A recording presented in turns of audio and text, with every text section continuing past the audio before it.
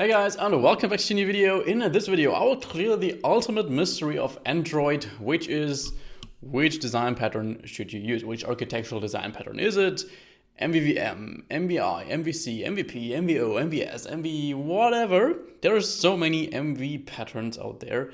And at the end of this video, I will give you a clear suggestion which you should use in your apps. I will compare them all here in this video, so the common ones, which are MVVM, MVI, MVC, and MVP. However, I will mostly talk about MVVM and MVI here, since those are the ones that I usually see people use in their Android apps. So to actually start, what all these patterns have in common is the M and the V. The M stands for model in all of these patterns, and the V stands for view in all of these patterns. So that's pretty much the same for all these patterns. So the model would be the data source that you use in your app, so a local database, a remote API, things like that. And the view would represent the UI layer of your app. So in Android, that would be fragments, activities, composables, things like that. So all these patterns have in common that they have a separate layer for data models, and they have a separate layer for the UI. However, what comes after the MV now differs between these patterns. And I will talk about all these separately, starting with MVVM, where we have that VM, which stands for view model after the MV. In that view model, we actually put the business logic of our application. At least if we just want to stick to MVVM, you can also implement an optional domain layer in your app to actually extract that business logic out of the view models to make it more reusable and things like that, for example, by using use cases.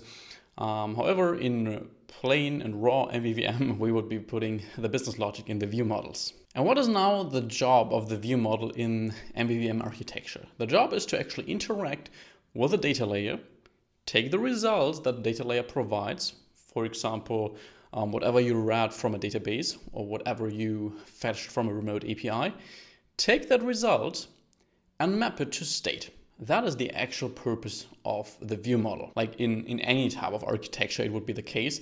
So it just provides UI state for the UI layer, for the view layer, to observe it. And what's specific to MVVM here is that each single state you have in your view model, so each single value that can change over time, is its own field, its own value. So that means you would have, for example, a state flow or a compose state or live data for is loading. And that's just a Boolean. You wouldn't really combine multiple of these states together into a single class unless that class contains values that always change together. But as soon as you have a state class where single values can change independently of each other, then you would be splitting that up in MVVM. And that has the big advantage of actually having these individual values that you can very easily combine and transform these different states that you have in your view model. For example, if you have state flows, then you can use the state flow combine operator to actually combine two states together in a block of code that is triggered when either of these two values actually changes. But there's actually also a disadvantage to that approach, and that is that it can quickly flood your view models with a state. I'm sure you've seen that before in view models, that you have a private mutable state flow and a public immutable state flow that you expose to the UI layer. And if you have a lot of states, then you will have a lot of state flows, because for each single state in your view model, you will have two state flows, one private one and one public one. And I've worked on apps where you really needed to scroll down by like 100, 150 lines of code to actually reach the first real line of the view model, if that was a really big screen where there was a lot of stuff happening. And what MVVM makes really simple is dealing with process death. So in case you don't know what process death is, that's basically what happens, or how we call it, when the Android system decides to kill your app when it's in the background. Because when that happens and the user goes to their recently used apps and reopens your app, because it won't disappear from there if the Android system killed it, it will go to the last screen because it will restore your app's backstack. And what it won't be able to restore is your view model state. That will be lost. However, what it will restore is what's called saved state handle, which you can get in a view model. But to actually restore the state from saved state handle, you need to save it in saved state handle before to actually make sure that it can be restored. And that is actually very easy with MVVM, because you can restore every single value individually, and actually also get that as live data, as state flow, which actually saved state handle provides you. So far for MVVM. Let's get to the next one, the big counterpart of MVVM, and that is MVI. That stands for Model View Intent. So again, for model and view, that's just the same as for MVVM, but what does that intent now mean? First of all, that does not have anything to do with the intent we know from Android. It rather just means an intention the user has. So in regards to Android, the user would have some kind of intent, for example, clicking a button or so and doing something with that. That would be an event that we now fire to the view model. I'm sure you've seen that before, also in my videos, that I declared event classes, sealed classes for each screen with basically the user actions a user can perform on a single screen. That could be manipulating a text field value, that could be clicking a button, that could be going back to another screen. So just a thing the user can do on a screen. These events are then sent to the view model in MVI, and the view model will receive these events usually in some kind of on-event function. So that on-event function takes such an event, and then you have a huge when expression where you actually check what kind of event you just received, and depending on that, you perform some kind of action from the view model. The advantage I see here is that this integrates really well with Jetpack Compose, because if you have child component or child composables on a screen, and the user can do some kind of actions in these child composables, such as pressing a button, then it's very easy to actually have a callback called onEvent to actually propagate out these events. Because if there is a component that has like 5 things a user could do on that component, you would normally have 5 callbacks, one for every single thing the user would do. However, with that onEvent function, you would simply propagate up that event, and you would only have a single function that you need to pass to your composables. However, on the other side, I find it rather ugly to have that big and huge when expression in your view models, because it makes things a little bit hard to read, I think. So that was one difference of MVI over MVVM, that we use these UI events that we send from the UI to the view model. The other difference is that in MVI, we actually use screen states. So as I said, in MVVM, we have one state for each single value that can change. So one state flow, for example. In MVI, we don't do that. We just have one single state per screen, which is usually just a data class that combines all values on that screen that can change. And then when you actually want to update that screen state, you usually see things like state.value is equal to state.value.copy, and you just manipulate the fields that actually changed. So I'm sure you've seen that before. And the big advantage of that is that it makes your code more readable. At least I think that it does that, because you can just take a look at the screen state and you immediately get an impression of what happens on the screen, of which values can change. And you of course only need one single state. You don't have all those private and public state flows. You just have one of these actually for your screen state. Also, if you have a big screen with composables, again, if you're using Compose and you want to pass that state down to other composables, you just need to pass one field, and that is your state instance. You don't need to pass, like if you want to pass 5 different values to a composable, you don't need to pass all of these as parameters. No, you can just pass your screen state because it contains all these fields, these composables could be interested in. So isn't MVI clearly better than MVVM here?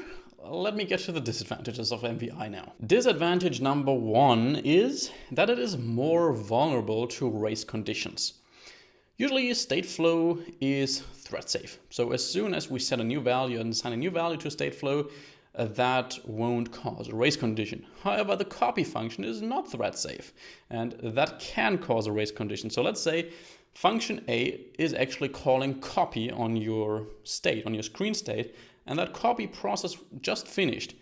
And right after it finished, but it hasn't assigned the value yet to the actual, or hasn't fully read the value yet, function B comes ahead and actually updates the state, which function A doesn't know about. So function A will actually assume that the old state is still the relevant one, while there's already a more up-to-date one. And that is effectively called a race condition. I have faced that in the past. It's really, really hard to find such bugs. And yes, if you use stateflow, for example, there is a function from stateflows that's called update, which will prevent race conditions, so that is thread safe, which I recommend to use if you actually update your screen state. However, you have to use it and you have to know about that function.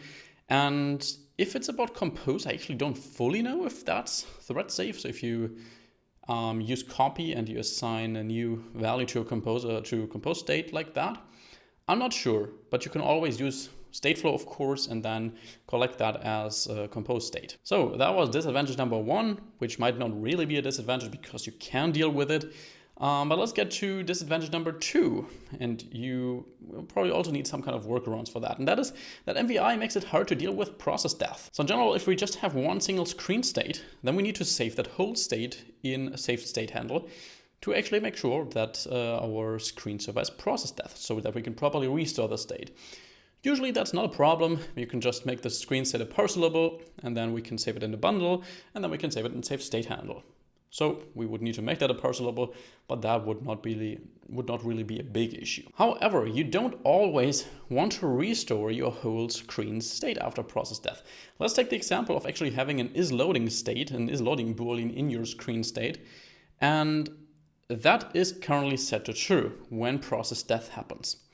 That means that this isLoading value being equal to true is now saved in saved state handle, and as soon as the user goes back, it's restored from saved state handle. So it will be set to true again, even though the whole screen is kind of refreshed, and the code won't reach that point anymore where isLoading will be set to false, because maybe the network call or whatever happened it was cancelled because of process death. And that will effectively lead to an infinite loading spinner that will never go away, which you of course don't want. And yes, you can work around that. You can restore your whole state, and then you can call copy on that again, and then you can set these values you don't want to restore to their default ones.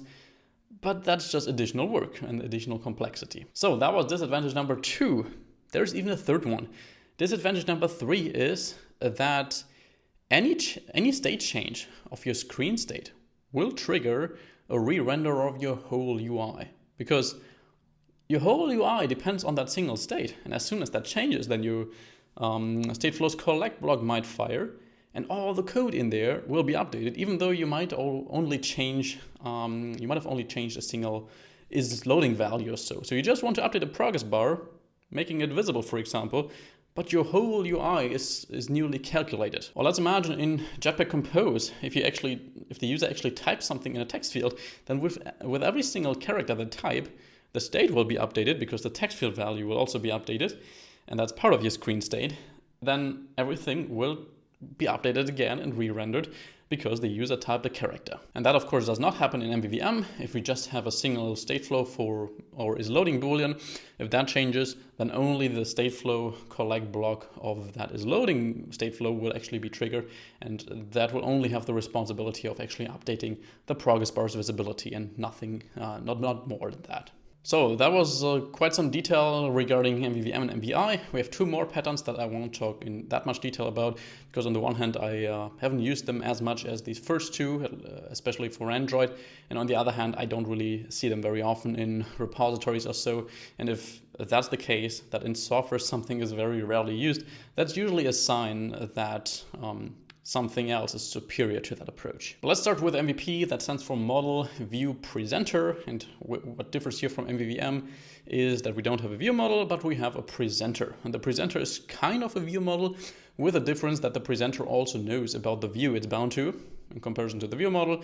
If we have a view model, then only the fragment or the activity would know about that, but not the view model about the activity.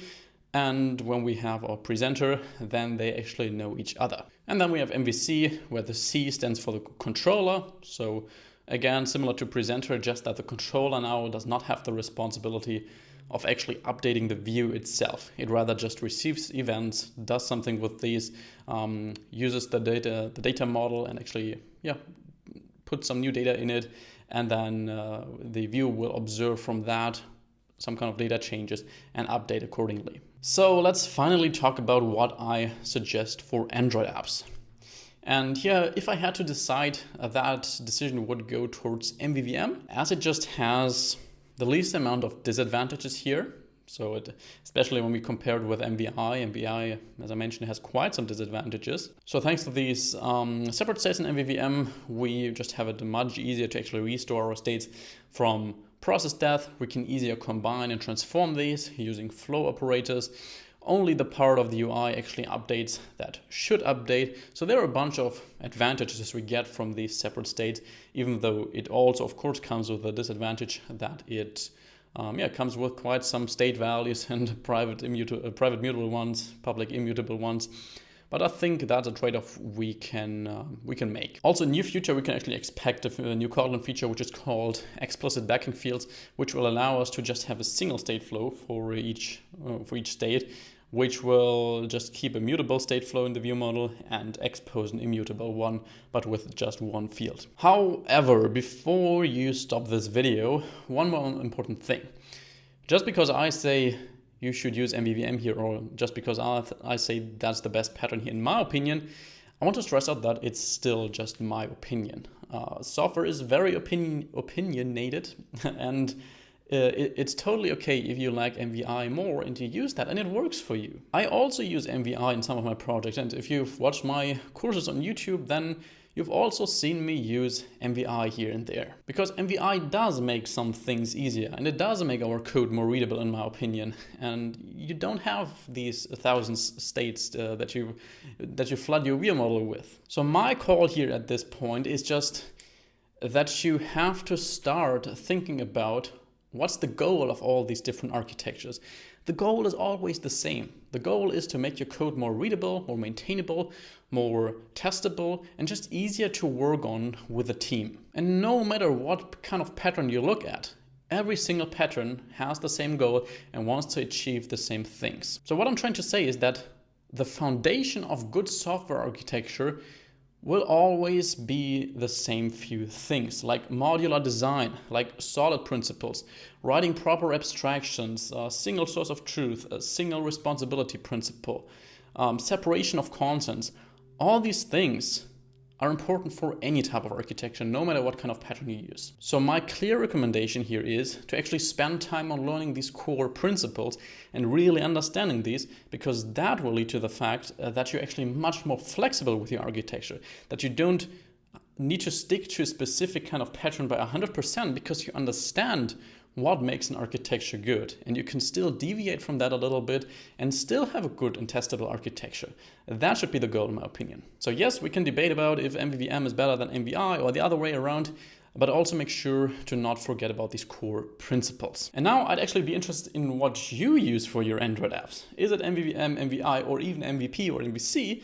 Let us know that down below and let's have a little bit of a discussion. And apart from that, thanks so much for watching this video. I wish you an amazing rest of the week, and I'll see you back in the next one. Bye bye.